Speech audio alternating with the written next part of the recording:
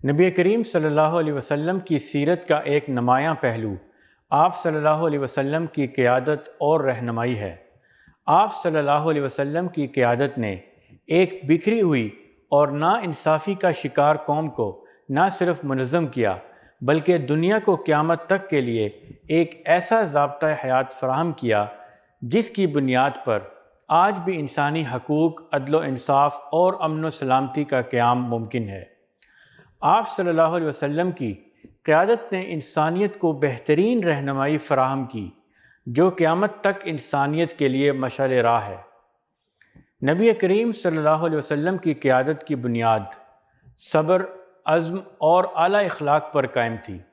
آپ صلی اللہ علیہ وسلم نے جب اپنی نبوت کا اعلان فرمایا تو شدید مخالفت اور ظلم کا سامنا کرنا پڑا، لیکن آپ صلی اللہ علیہ وسلم نے ہمیشہ صبر و تحمل سے کام لیا اور اپنے ساتھیوں کو بھی صبر کی تلقین کی۔ آپ صلی اللہ علیہ وسلم نے فرمایا، مومنوں میں سب سے کامل ایمان والا وہ ہے جس کے اخلاق سب سے اچھے ہوں اور جو اپنے اہل خانہ کے ساتھ سب سے بہتر سلوک کرے۔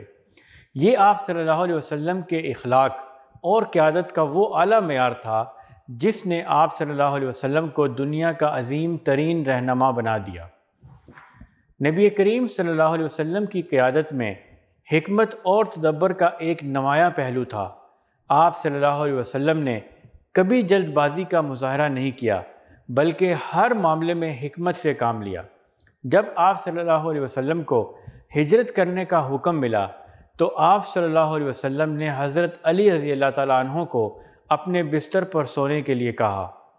یہ وہ حکمت عملی تھی جو دشمنوں کو حیران کر گئی اور اللہ کے حکم سے آپ صلی اللہ علیہ وسلم بخیریت مدینہ پہنچے۔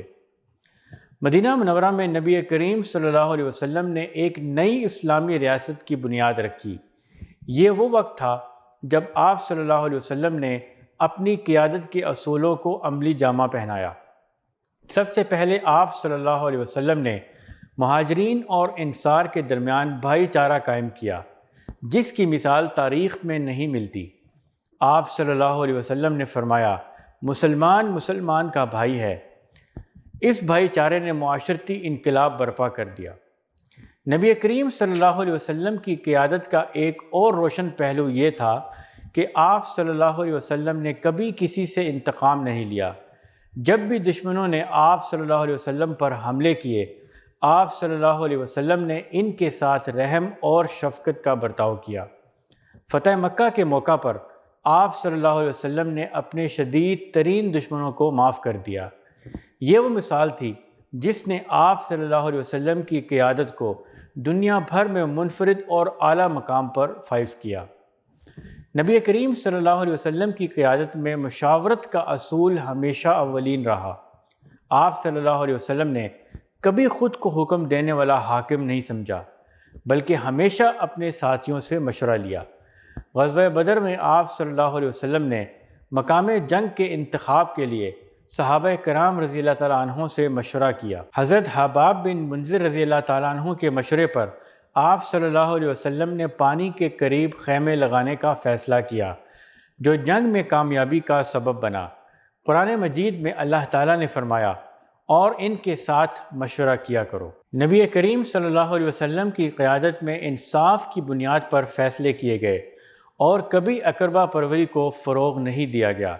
جب قریش کی ایک عورت فاطمہ نامی نے چوری کی تو بعض لوگوں نے سفارش کی کہ اسے معاف کر دیا جائے کیونکہ وہ ایک معزز خاندان سے تھی۔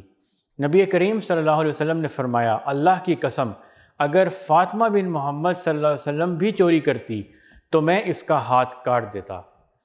اس واقعے نے آپ صلی اللہ علیہ وسلم کی قیادت میں عدل و انصاف کی بنیاد کو مزید مستحکم کر دیا۔ نبی کریم صلی اللہ علیہ وسلم نے مدینہ میں فلاحی ریاست کی بنیاد رکھی جہاں تمام لوگوں کے حقوق کا خیال رکھا جاتا تھا، چاہے وہ مسلمان ہوں یا غیر مسلم۔ آپ صلی اللہ علیہ وسلم نے زکوٰۃ اور صدقات کا نظام قائم کیا تاکہ معاشرے کے کمزور طبقے کی مدد کی جا سکے۔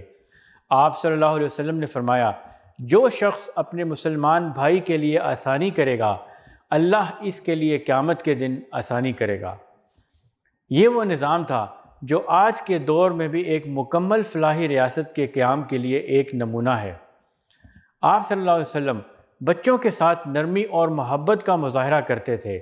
آپ صلی اللہ علیہ وسلم نے غلاموں کے ساتھ بہترین سلوک کرنے کی تعلیم دی اور فرمایا، یہ تمہارے بھائی ہیں، ان کے ساتھ اچھا سلوک کرو۔ آپ صلی اللہ علیہ وسلم کی قیادت نے انسانی اقدار کو فروغ دیا اور کمزور طبقوں کو معاشرتی عزت بخشی۔ اللہ تعالی ہمیں نبی کریم صلی اللہ علیہ وسلم کی قیادت کے اصولوں کو سمجھنے اور ان پر عمل کرنے کی توفیق عطا فرمائے۔ آمین۔